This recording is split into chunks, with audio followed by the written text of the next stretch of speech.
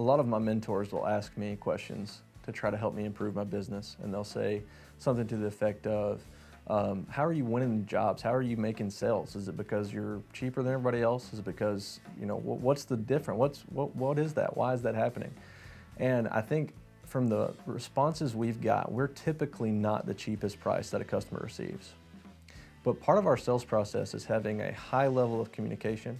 We put a lot of money into our technology so that we know that we're estimating consistently and correctly.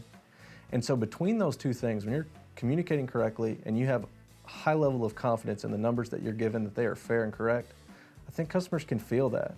And when they feel that, they instantly instill that trust in you to say, hey, we got a couple prices. Maybe this guy was $500 cheaper or that guy was $500 cheaper. But man, that Rodgers painting, they really kept communicating with me. They showed up on time. If I say I'm gonna meet you at 3, I meet you at 3 or even 2:55, but it sure isn't 3:45.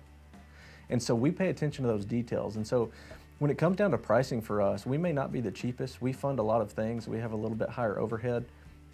But what we do is bring a superior product in every way. And we do that through communication, technology, and training.